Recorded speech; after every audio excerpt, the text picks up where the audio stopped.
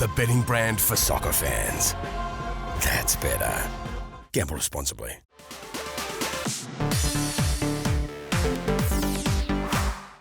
Well, what about that? What a time to be alive. The Socceroos are into the last 16 of a World Cup for the first time since 2006. Welcome to Fox Sports Lab FIFA World Cup. I'm Robbie Slater here with Andy again. How about that? Extraordinary. Incredible scenes right across the country celebrating that one. That was just spectacular. Certainly was. And coming up, we'll take a look at how Graham Arnold's men arrived here and more importantly, what we have to do to go where no Socceroo has dared gone before. The quarterfinals of sport's biggest show.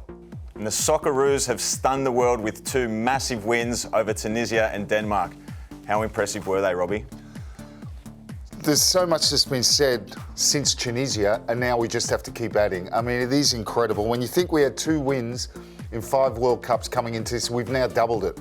We've broke another. Graham Arnold's gone and broke another record. He's gone and got 2 wins in a row. It seemed impossible at the start of the tournament, particularly after France, but the belief that's grown in this group has been amazing, and that's some of the things that impressed you. What impressed you about last night? Yeah, look, I think after that first game, the French game, there was a lot of media scrutiny maybe around the approach to the game, but I think the way that they've approached those last 2 games, they've been tenacious, they've been on the front foot, they've really had a crack. That's the Aussie DNA, is let's get out there and have a crack and put these guys on the back foot. And that's something we've rediscovered, because I've said for many years now that we'd lost a bit, because they came here and told us DNA, fighting spirit, will win you nothing. But I think this tournament has proved exactly the opposite. And some of the players that have just stood out, Lecky, Suter at the back, Kyle Rose, who else has impressed you? They've been so impressive. I mean, put quite simply, we haven't had a bad player. Yeah. And Deganek came in for Karacic, who I didn't think was bad. Maybe took a time to warm up against Tunisia, but Deganek was super, and he's been unbelievable apparently in the dressing rooms. And look, I think if you look at Bajic, the left back, was excellent. We haven't had a bad player. Suter has been outstanding and the standout in the defensive block. But if you look going forward, we're going to play Argentina. So we're playing Lionel Messi here, and this world-class team, pretty much on the level that France were when we played them in the first game. Do we make changes? Look, it's going to be a tough ask. I think if you look at the group, they're probably the team you didn't want to face, the heavyweights of the tournament. So it's going to be a massive challenge for sure. Do they make changes? I thought he should have made changes maybe in the Tunisia game, and he stuck to his guns and played the same team. So, stick with the same guys. They're doing the job. You've got Juki up front, who's getting through a mountain of work as well. So it just keeps running. Yeah, they just keep running, and if they're feeling good, and you know what it's like at a major tournament, you just get the adrenaline. You can just keep going. You ride it. Yeah, you ride that out. So, it's going to be a big challenge. But do they change their style? That's the thing. So we've had this pressing style. We probably lacked it. After 30 minutes, France, then we had it against Tunisia. First 25 minutes against Denmark, they were on top. But you have to remember that Matty Ronaldo had really one save to make. But do we change our style going against opposition such as Argentina? Yeah, and I think the criticism in that French game was we were so aggressive in that first 15 minutes and on the front foot, and it was all going really well. And then we kind of went into our shell. So I think they can learn from that and continue to play that aggressive kind of style. And they've defended so resolutely. A different challenge that comes up now, Messi, and can they stop him, or how do they stop them, Robbie, is going to be the question. Well, that's been the question for 2 decades almost now. Exactly right. I mean, one of the best, the argument for the best player in the world has been over the last, or nearly 2 decades, only 2 players, and that's Ronaldo, of course, and Argentina's Messi. The trouble with Messi marking is difficult to mark because at the moment he's transformed his game really into a playmaker, and of course he scores goals. He should have had another one, penalty save, that's right. And he'll be very disappointed he didn't. But he drifts in the game. He'll walk a lot of times, and the trouble is, and if you go back to the other game where he scored, where they beat Mexico 2-0, if you look at that game, he had one chance. Yeah. And he takes it. And that's the problem with Messi. If you give him a one chance, he's going to take it. But and what about, Robbie, you've had an experience with one of the world's greatest in Maradona back in '93 at the old Sydney Football that's Stadium. rolling back the years. That is rolling back the years, but talk us through that experience. It must have been I incredible. think I'm going to get a lot of questions about it in the coming week. But look, it was an extraordinary experience, of course, '93. But in '93, they were a hell of a team. Batistuta, Balbo, they had world-class players, Redondo, Simeone. They were world vice champions at the time, and of course 4 years before, it was Maradona's World Cup in 1986, the famous hand of God and the best ever goal scored of the World Cup. So we've got history with Argentina. Also going back to a very famous victory in Sydney when we beat them 4-1. That was before that '93 game where Charlie Yankos scored an amazing free kick. So there's history there. There is history. But what never makes this that, kind of. What makes that country such a special footballing nation? Like they're always there. They've always seemed to deliver some of the best players in the world. What is it about Argentina? They live and breathe football. That's all it is. It's religious. And South America, you can mirror that all over that continent. And we're going to see it. We're now going to witness, because I've watched Argentina's games, and the stadium seems to be full of Argentinian shirts. So we're going to be outnumbered, but you know what? We've done that already. And if we were to progress and we were to dream the dream and beat Argentina, then where would it rank, Robbie? Where would this rank in Australian football history if we were to knock over a team like Argentina? Well, it'll go down as our greatest ever victory, of course. What we've done is already exceptional, because I think what this team has done, when you compare 2006 to the current team, no disrespect, but this team seems to be playing above its level where it should be, whereas 2006 we were packed with stars already playing in the big leagues in Europe. And hopefully what this gives is some of these players, and I think there will, that attraction of going to big leagues after this. We're setting up for the next generation a fantastic future, and if we can do it, and why not? Dare to dream. Absolutely. Well, it doesn't get much bigger than this for the Socceroos. Get those alarms set. This is not one to be missed. The betting brand for soccer fans. That's better. Gamble responsibly.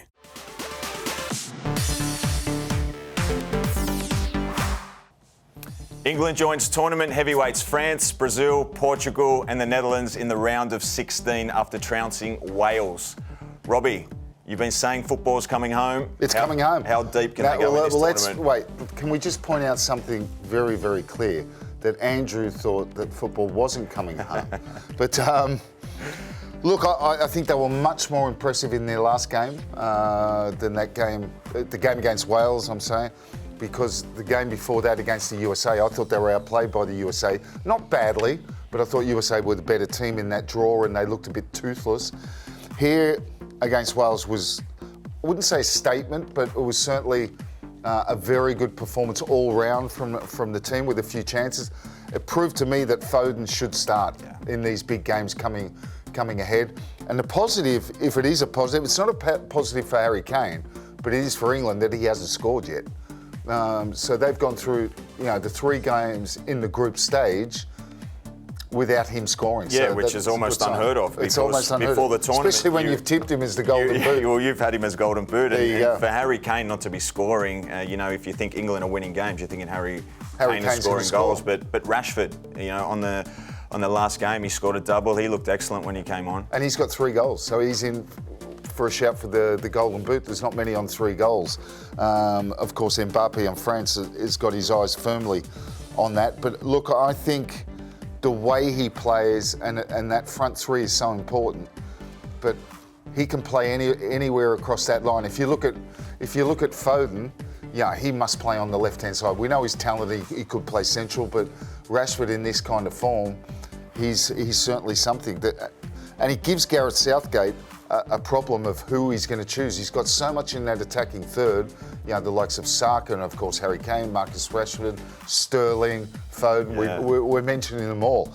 But if you take the focus away from there, where else in this England team, do you think they need to, to step up if we want to? Yeah, look, even if you look at the back line, there's been so much criticism of Maguire, at club level, but it seems whenever he puts on the England jersey, he just grows and turns into, a modern day Maldini. He's been excellent at the back. Something about Harry's in this tournament. Yeah, that's right. He's been excellent. So look, I think, they've got so much attacking weapons, like you mentioned, in Rashford and Grealish, Foden for me. That's as right, well. I missed out on Grealish. Foden has to start. I thought he was excellent. He created so many problems for the English as well. So, look, so many attacking options, but they have been quite solid at the back as well, Robbie. Now, they've got a tricky assignment up against Senegal, who qualify here for their round of the 16, like us, for their second time, led by former player, of course, Rigoberto Song.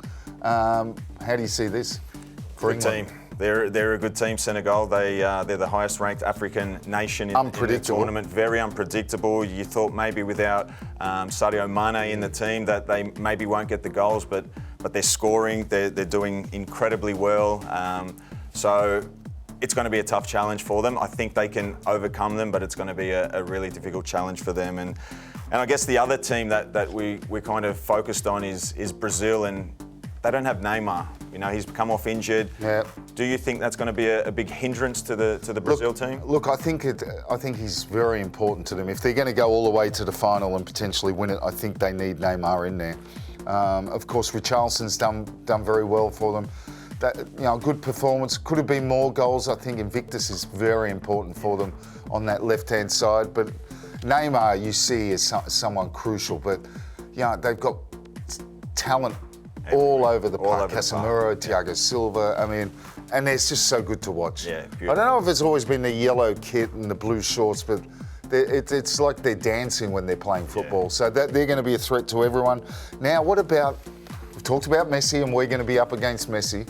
Ronaldo, he's on this role with Portugal. Are they becoming a threat? Because they're never really regarded as a favourite for the World Cup, but they're always one of those outsiders. Yeah, super team. All the highlight is always on Ronaldo, and I guess the talking points were, did he get a touch on that ball, Robbie, or not to get that goal off Bruno Fernandes? Look, I don't think he did, but if he wasn't in that position, that ball doesn't go in. So, look, he's always going to be the focal point, but they got Bruno Fernandes. Pepe at the back, 39 years old, was absolutely dominating in that game. Bernardo Silva, João Felix, there's so many good attacking players in that lineup, and I think they're going to be one to really watch. Well, England has been waiting since 1996 to bring the World Cup home. It has given itself a massive chance by reaching the last 16. The betting brand for soccer fans. That's better. Gamble responsibly.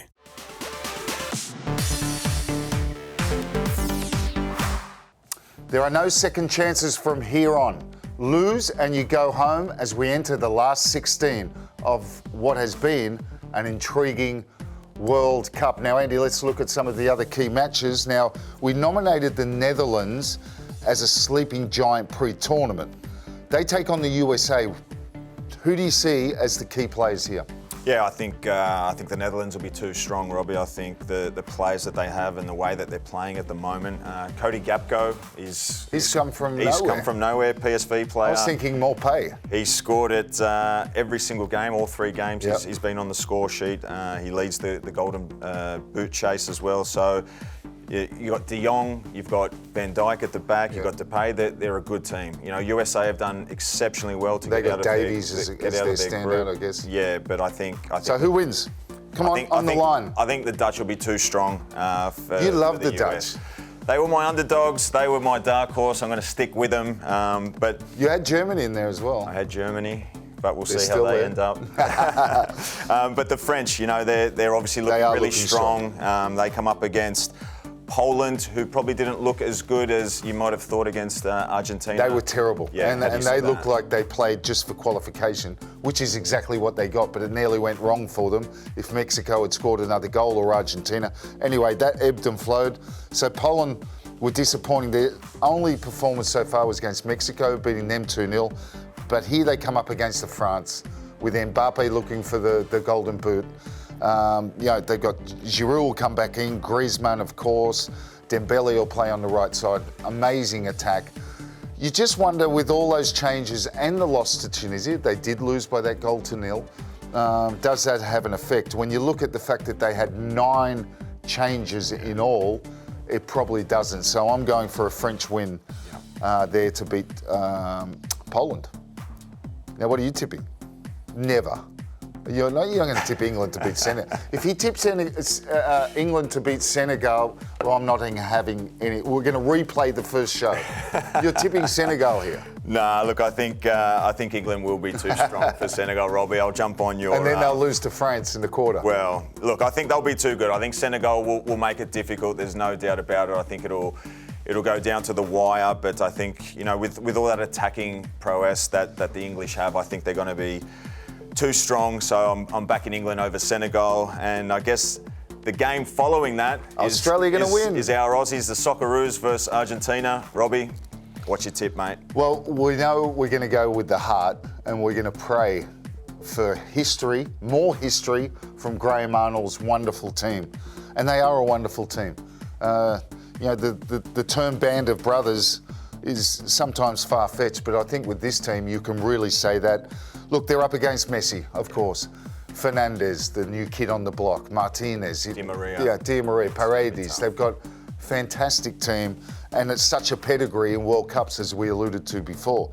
But this Aussie team, they'll be worried because the spirit we've shown and our ability to spoil a top 10 nation like Denmark won't go unnoticed by Argentina. Graham Arnold is going to have a game. He's going to have a game plan, and Argentina are going to have to be ready. You hear Mitch Duke in all those post-match interviews. He goes, "We're ready to go to war." They will literally run through a concrete wall for Graham Arnold. And look, I think if the Socceroos can get Argentina a little bit off, we're on. There's a chance of an upset. There's always a chance. And your tournament pick, your favourites for the tournament before the tournament started, Robbie, Brazil. What do you think? They'll still be there? Look, I think they will, but I think Neymar needs to play. And the word is that he should play some part in the final group game. So I'm still sticking with Brazil. Then look, they're not my favourites sentimentally. Of course, Australia would be. But I think France have shown that they're going to be good as well. And of course, I've tipped an England-Brazil final, so I'm going to have to stick with it, Andrew. Now, you picked Argentina, and mate, I tell you what, if he sticks with them, he just looks unpatriotic. Mind you, he did play for New Zealand, so he's allowed to. Yeah, I'm allowed to. Nah, look, obviously with the heart, we want the Aussies to progress 100%, but look, I think it's going to be a tough ask. I think Argentina, after that first game, that first slip-up that they had against the Saudis, they've looked really good. And against Poland, they were actually really, really good. It looks like they turned the screws a little bit and really took it to them. So you've made me look so good on that. I'm going to be you were the most popular so far. Now I'm the most popular. Well, it doesn't take much maths. 16 will soon become 8 as we head toward the quarterfinals of what has been a fascinating tournament. The betting brand for soccer fans. That's better. Gamble responsibly.